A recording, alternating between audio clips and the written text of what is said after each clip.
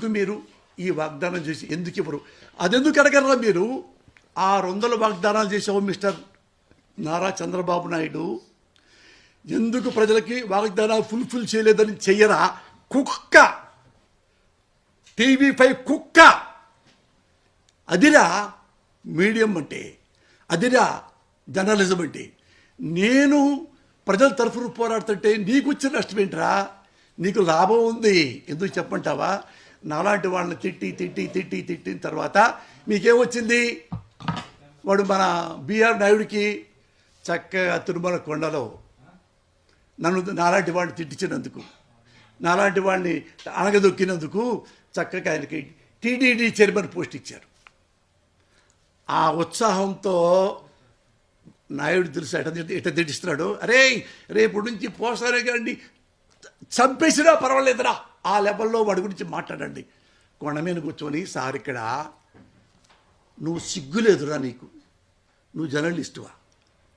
నువ్వు ఎందుకు పెట్టావు జర్నలిజం? ప్రజల కోసం. నీ డబ్బులు కావాలనుకో వడ్డీ వ్యాపారం చేసుకో, పొలం దున్నుకో, ఇంకో వ్యాపారం పెట్టుకో. మీడియా వ్యాపారం కాదురా సన్నాసి. మీడియా అంటే నథింగ్ బట్ సర్వీస్. ఎవరికి?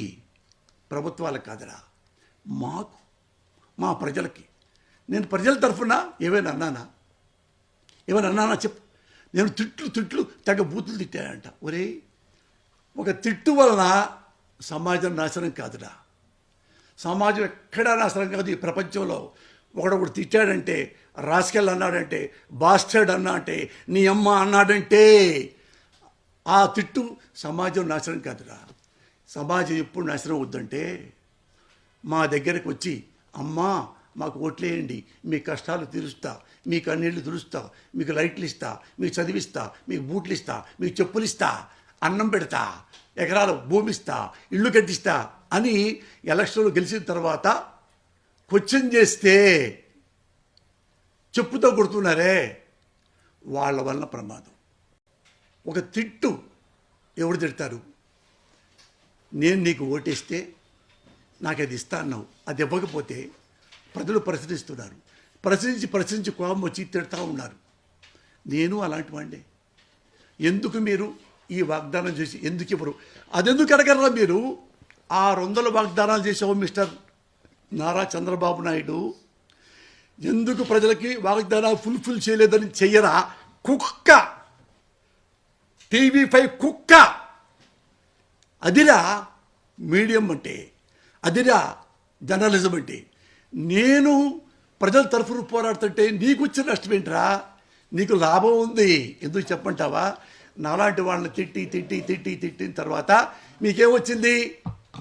వాడు మన బిఆర్ నాయుడికి చక్కగా తిరుమల కొండలో నాలాంటి వాడిని తిట్టించినందుకు, నాలాంటి వాడిని అనగదొక్కినందుకు చక్కగా ఆయనకి టీటీడీ చైర్మన్ పోస్ట్ ఇచ్చారు.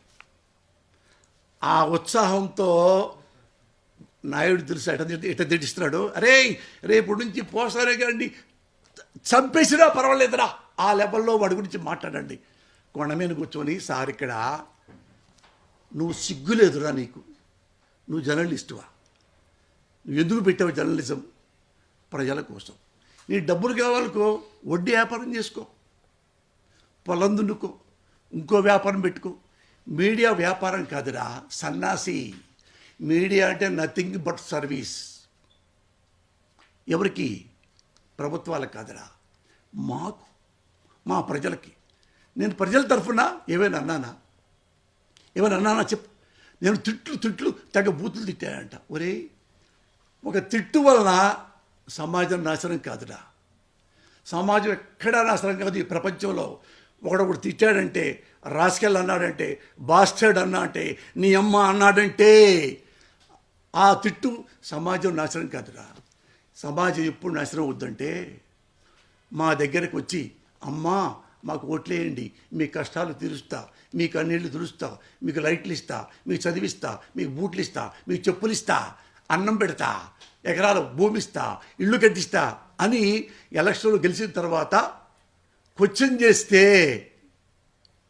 చెప్పుతో కొడుతున్నారే, వాళ్ళ వల్ల ప్రమాదం. మీడియా అంటే ఏ ప్రభుత్వం వచ్చినా ఏ ముఖ్యమంత్రి వచ్చినా అధికార ప్రభుత్వానికి శాశ్వత శత్రుపక్షంగా ఉండాలి మీడియా, ప్రజలకి మిత్రపక్షంగా ఉండాలి.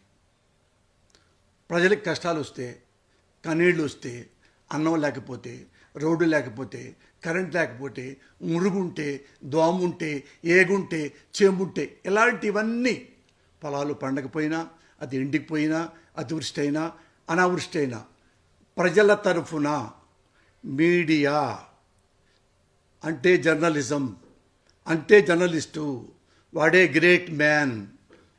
అలాంటి వాళ్ళు ప్రభుత్వాన్ని ప్రింట్ మీడియాలో, ఎలక్ట్రానిక్ మీడియాలో అంటే ఛానల్స్లో ప్రభుత్వాన్ని ఎండగట్టాలి. ఏం చేస్తున్నారు మీరు ప్రజలు ఏడుస్తుంటే? ఏం చేస్తున్నారు మీరు ప్రజలకు 2 పూట్ల అన్నం లేకపోతే? మీరు ప్రభుత్వంలోకి వచ్చినప్పుడు ఎలాంటి వాగ్దానం చేశారు? ఇలాంటి ప్రశ్నలన్నీ ప్రజల తరఫున మీడియా ఎండగట్టాలి, ప్రభుత్వాన్ని హెచ్చరించాలి. కానీ ఆంధ్రప్రదేశ్లో ఏం జరుగుతుందో తెలుసా? కొంతమంది మీడియా, ఎగ్జాంపుల్ TV5, ABN, మహా టీవీ, ఈనాడు, ఈటీవీ, ఆంధ్రజ్యోతి, వీళ్ళందరూ అసలు ప్రజల తరఫున ఉండటమే మానేశారు. కాబట్టే ఆంధ్రదేశంలో ఇంత అనర్థాలు జరుగుతున్నాయి. కాళ్ళు ఎరగొడుతున్నారు, హాస్పిటల్ పాలవుతున్నారు, చచ్చిపోతున్నారు, జైళ్ళకి వెళ్తున్నారు. ఎందుకు? ప్రశ్నిస్తున్నందుకు. ఎవరు ప్రశ్నించాలి? TV5 లాంటి వాడు, ABN లాంటి వాడు, ఆంధ్రజ్యోతి లాంటి వాడు, వాళ్ళు ప్రశ్నించాలి. వాళ్ళు ఇప్పుడు ప్రశ్నించట్లా. TV5 ఎగ్జాంపుల్ చూసుకోండి మీరు. ఎవడన్నా నాలాంటి వాడు ప్రశ్నిస్తుంటే మొత్తం 1 గంట అరగంట నుంచి ఎవడో యాంకర్లో పెట్టుకొని పోస్తాని గుండా, పోస్తాని రౌడీ, పోరాని సైకో, పోస్తాని ఎవడు, వాడు ఎలా ప్రశ్నిస్తాడు ప్రభుత్వాన్ని? ఎలా మా నారా చంద్రబాబు నాయుడు ఎలా ప్రశ్నిస్తున్నాడు? ఎందుకు ప్రశ్నిస్తాడు? వాడెవడు? వాడేమన్నా పోసాని ఎంపీయా? పోసాని ఎమ్మెల్యేనా? ఎట్ట ప్రశ్నిస్తాడు? ఈ సైకో. వాన్నో కొలసానన్నా, ఈ వైఎస్ఆర్సీపీలో చెప్పుకోదగ్గ నెంబర్ 1 ఆనిముత్యము నువ్వేనన్నా. ఏదో మాట్లాడుతూ ఉండవే, ఏం మాట్లాడుతూ ఉండవు?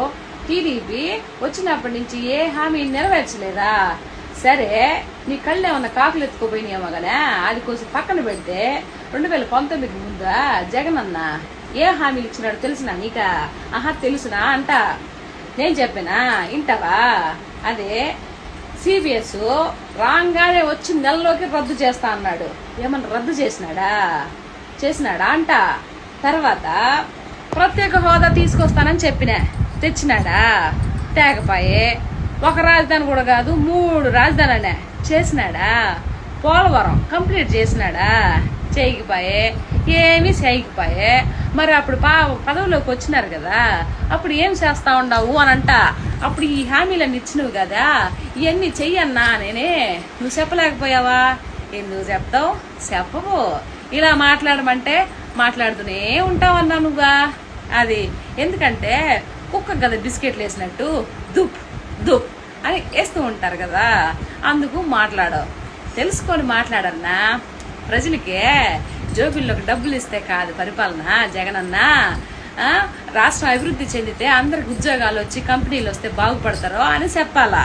అప్పుడు చెప్పు, మనకు మాటలు రావే.